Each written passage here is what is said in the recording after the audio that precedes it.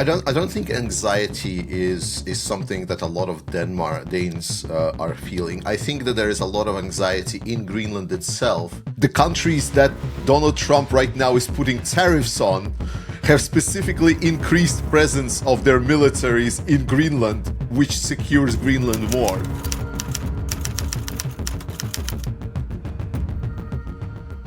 Hello everyone, my name is Alex and you on the channel Alex from Ukraine. And this is a special and very timely edition of our program. Our guest today is joining us from Denmark. He's the accidental YouTuber and creator of the Ukraine Matters channel, Georgijs. Thank you for joining us today, Georgi. Oh, it's my pleasure. Second time, Alexander, with you. It's definitely something very, very interesting, exciting. I think we can maybe move to make these events weekly, but we'll see how it goes. Yeah, and today our program called Greenland Matters because over the past few days thousands of people have taken to the streets across Denmark, including here in Copenhagen, under the slogan "Greenland is not for sale." The protests are a response to what many see as increasingly aggressive rhetoric from Donald Trump, rhetoric that has even included hints at the use of force. Georgie, from where you stand, what does the public mood in Denmark actually feel like right now? Is there a sense of anxiety, anger, or disbelief? I don't think anxiety is something that a lot of Danes are feeling. I think that there is a lot of anxiety in Greenland itself because no one wants to be on the receiving end. I wouldn't say there is anxiety in Denmark. I think the spirit is a lot more combative from what I'm hearing. Like people are, in generally speaking, saying is like who this guy is, who does he think he is, and why would he even consider something about Greenland and so on. So it's a lot more combative spirit rather than anxious, I would say. So I think overall people are just sort of is in disbelief a little bit. Denmark has always been very pro-US, and in generally in Denmark, betrayal of trust is felt very seriously. One of the reasons why Denmark is a big supporter of Ukraine is specifically because of the culture of Danes, that there is a lot of value is being put in trust and promises made. So when Russia, despite how bad it was and everything, when Russia invaded Ukraine after there was, peace agreements, Minsk agreements, it doesn't matter what they were and so on. I'm talking more about just the optics and, the average general population that don't follow the news, that don't know the details. For a lot of them, that was a betrayal of trust and promises that were made. And that is a big reason why in Denmark there is such a strong support for Ukraine, because there is there's a sense of fairness. So when the United States, that Danes gave so much for, like during the war in Afghanistan, Danes suffered the biggest casualties per capita, and it is very firmly felt throughout the country. So that's why everyone is very emotional about this. Donald Trump has announced higher tariffs on Denmark and several European countries, explicitly linking them to the Greenland issue. In your view, how should the rest of the world respond when economic tools are used this openly as a political leverage?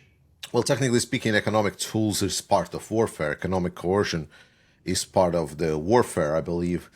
Inside of the NATO countries, that there is like an agreement that NATO countries should not be using economic pressure. But as we already kind of discovered, the international law is a bit of a joke right now, right? We're more of a mafia mob type scenario right now in our history of the world, unfortunately. But what could be the response of the countries? I think that's a great question. And I don't know, like you would need to know the future to realize what would be the correct response. I can say, looking in the past without specific situation, that so far European Union and a lot of the countries in the Western Alliance have tried being a lot more lenient with United States. There have been a lot of the some people call appeasement, some kind of rounding the corners and stuff like this. Whereas countries like China have responded very sharply to United States, and they have basically gained a lot of benefits from that.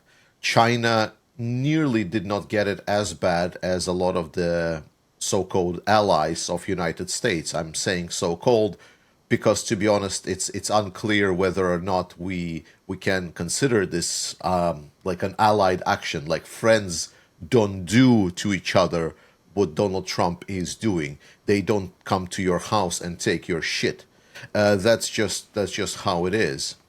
So that is why I feel that responding sharper so far has brought bigger benefits to the countries that are interacting with Donald Trump. That said, I do see the point that a lot of other European politicians are trying to do and go for, where they're trying to sort of look forward to the time when Donald Trump is gone. Trump has claimed that China and Russia want to take Greenland and Denmark is unable to stop them. How grounded is that statement in reality? Or are we looking at another example of exaggerated or simply misinformed geopolitical thinking? I mean, misjudged is an understatement, so to say. It's a completely baseless. It is so far from reality. It's basically calling the Earth flat. That's the level of delusion we're talking here. It is very clear that this is more coming from some weird imperial ambitions, which I don't even know specifically how it is being imagined. Because let's be very clear, it is definitely not security because Denmark is part of NATO, we have common alliances. The countries that Donald Trump right now is putting tariffs on have specifically increased presence of their militaries in Greenland, which secures Greenland more, and we're being punished for it by Donald Trump. So no, I don't think that there is a single person, unless they have a room temperature IQ, that believes that it is has to do anything with U.S. national security. Denmark has been very open. You can build as many bases with as many personnel and deploy literally anything you want there, and we will not even come and touch it. And you do you, basically. That's what is there. And my problem is that even the economic argument doesn't really work here. Some people have suggested, and I at first also was more lenient towards that this is because some Trump's friends and billionaires stated, well, there is like big riches inside of Denmark, like the largest, I believe, stockpile of rare earths in Greenland. So that's why we need Greenland. But that doesn't make sense because then I started looking into the subject, and it turns out that Greenland and Denmark have been trying to get companies to come and just get it. They proposed some of the most lucrative offers for a lot of the economic development of Greenland. The problem is that Greenland, besides some parts that are livable, is covered in permafrost. And I mean, it is getting warmer. It is getting there, but nowhere near at the speeds that it's necessary. At majority of Greenland, we still have about 1.5 km thick ice sheet that is covering a lot of these rare minerals. Getting to them is a whole adventure in itself. That's why, despite everything that Denmark has been trying to offer and Greenland to try to get the companies to come and develop these minerals, that has not been really possible to do because companies just looked at it and said like, nope, that's not worth it. Some people mentioned, oh no, wait, Georgie, but there was like some kind of a restriction coming from Denmark that they don't allow development of these minerals. That was, I believe, in 2021 or 2024. You can correct me in the comments section.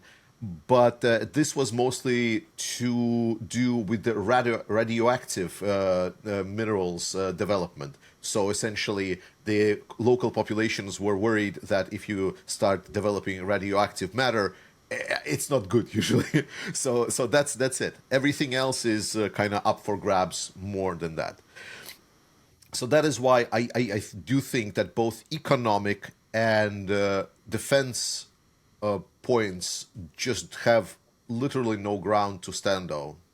He has also accused Denmark, Norway, Sweden, France, Germany, the UK, the Netherlands, and Finland of arriving in Greenland with unclear intentions and playing a very dangerous game, calling for strong measures to resolve the situation quickly. At times, this starts to feel almost surreal. Do you see any real scenario in which the rhetoric could spiral into an actual military confrontation? This is kind of like we're now getting into the fantasy land, right? We're trying to figure out what can happen in the future. That's why I wanna preface this that this is all my thoughts because I thought about the matter and so on. So with regards to countries sending the troops to Greenland, well, I mean, like, weren't we supposed to be allies, and there were security issues, and now we're sending additional troops to bolster security of Greenland? So I'm just saying that like he's speaking both sides of his mouth here. That's the hilarious part.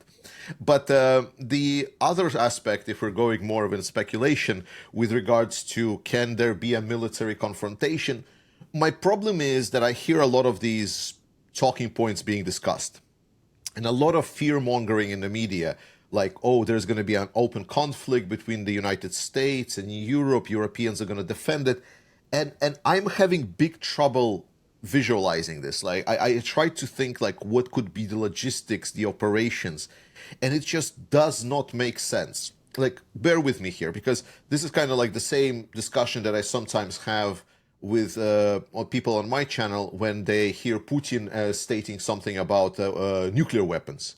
Because like they in their mind the logic goes something like this: Putin uses nuclear weapons. Dot dot dot dot. Putin wins, without looking into like what is going to be coming out of it, what is the next steps, and so on. And this is kind of the same thing. Trump military invades Greenland. Dot dot dot. Trump wins. That's kind of like the or like Third World War, whatever the outcome people want to put in there. My problem is that Europeans don't really have expeditionary force. We don't have the ability to get to Greenland. So any kind of prolonged conflict is not there. Nuclear conflict, I'm sorry, but I just do not see it. Do you really believe that? Can there be damage? Can some military personnel be killed? Yes, but will it be that it's going to spiral out of control? I don't know. I think that the response that we're going to end up with is a strong economic response, and this is where we get into that next step kind of analysis that I feel is somewhat absent because Trump right now is on a very shaky grounds locally. He has very big issues inside of United States. There is a big slide in his approval rating because he was not in dictatorship. His victory campaign over Venezuela has bolstered his approval rating only like a small margin. This didn't have the same effect like, for example, Putin had in Georgia or when he captured Crimea. There was no this imperial ambition inside of the United States. So the amount of population that have been supporting Trump has been shrinking and pretty much concentrating only on his base.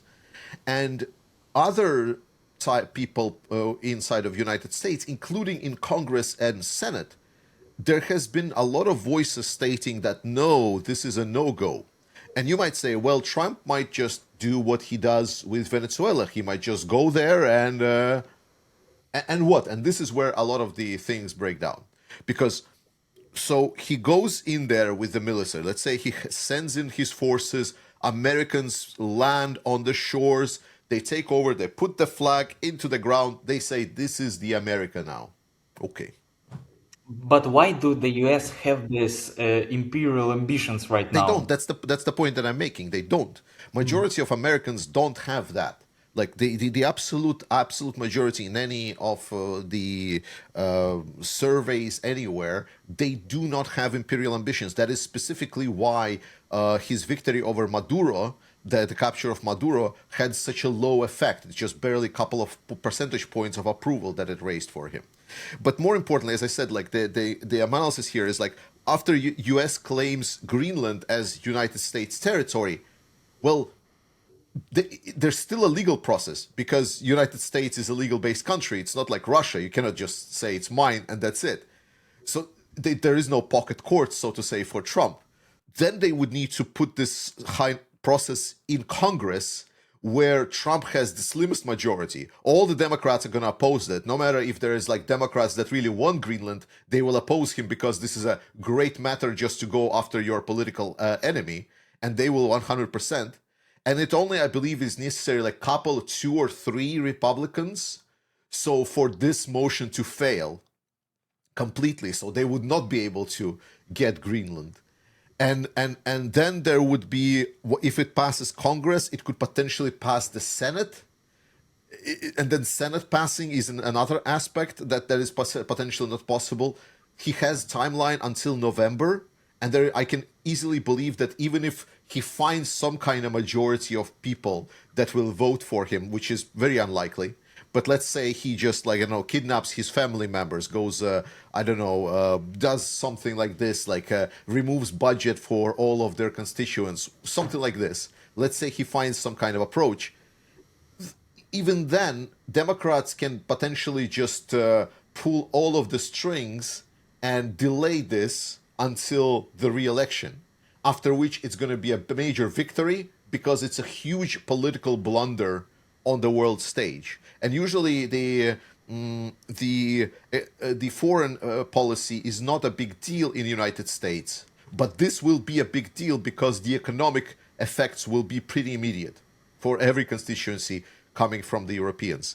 That is why I just do not see the path for land grab. Putin was able to do land grabs because he was able to build up his pocket courts, his pocket parliament. He's basically removed the whole democracy.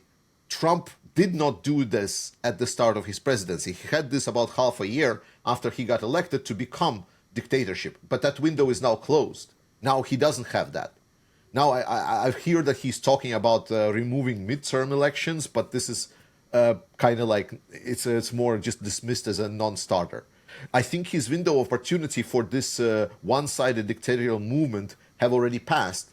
And right now, as soon as Democrats are in power, I'm pretty sure there is going to be a big movement towards, removal of forces from Greenland, or like maybe they will agree on something to save face.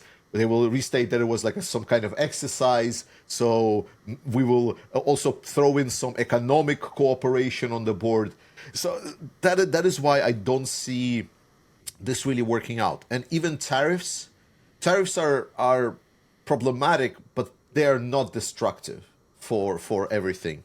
And I think a lot of Europeans already are on the tariffs. And I think in general, there is a big rally around the flag effect right now around Greenland in Europe. Minus some of the countries that are, well, obviously anti-European, Orban and stuff like that. The Europe is holding an emergency meeting today to discuss the new tariffs. Do you expect Europe to respond forcefully? And realistically speaking, does the European countries have the political or economic tools to push back against Trump?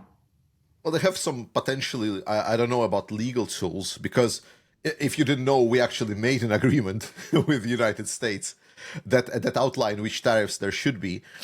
I think definitely Europeans can respond, but will they respond? That's a question, because let's be very honest, tariffs are taxes on own population. It's barriers for own population, so they would choose essentially American or foreign. That's what it is. So it is going to be problematic for Europe, for sure. America is a big market for Europeans, but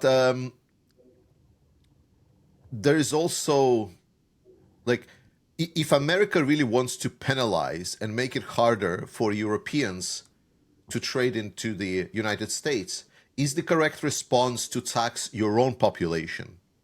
That's kind of like the political question that often is missed beyond the that is the economic question that is missed beyond the political question that we should retaliate to the tariff war. Potentially, there is a whole discussion to be had on the ups and downs of one action over another. I would expect that it will be some kind of tariffs on specific sectors where Europeans would not suffer as much. I think that that will be the way to go. That is what the European Union is going to make. I don't think it's going to be general tariff policy on everything. Some analysts are describing the Greenland crisis as a double trap for Europe. The concern is that if Europe openly confronts the United States over Greenland, Ukraine could lose American support in negotiations with Russia, leaving Kyiv depend almost entirely on Europe. How plausible is that scenario in your view? Well, Ukraine already depends fully on Europe and the allies from the non-European states. US doesn't really provide any aid to Ukraine. There is purchase of weapons that is happening where Europeans are buying weapons from United States and then sending it over to Ukraine. And there is also intelligence. But to intelligence question, President Emmanuel Macron answered recently that France has been working through the year to substitute absolute majority of the intelligence required for Ukraine. And secondly, I mean, Trump is not sending any help. So I'm still missing by this point what exactly is that Ukraine is going to lose. There are a couple of things that are critical. Like, let's be very honest. Like there are politically critical things and like just from the sense of like human right. For example, having Patriot systems to protect the cities, Kyiv and everything. That is all important. Like that is truly crucial. But it is not something that will define whether Ukraine will continue fighting or not. There is still plenty of weapons and equipment that is coming from the European states and from other places across the world. US has been doing relatively little. Wait, nothing. Let's put it very honestly. Almost nothing except for the some of the deliveries that were approved under Joe Biden. So that is why I don't find this track stating that Europe will not do it because then Ukraine is going to be left alone. I don't think it's quite honest, and I don't think that, to be honest, like with all respect to Ukraine, when it comes to talking about European territories, the answer in Europe will be is like, yeah, Europe comes first. So with all love to Ukraine, it will not be as the highest priority, so to say. Now we quietly moved from Greenland matters to Ukraine matters, and you recently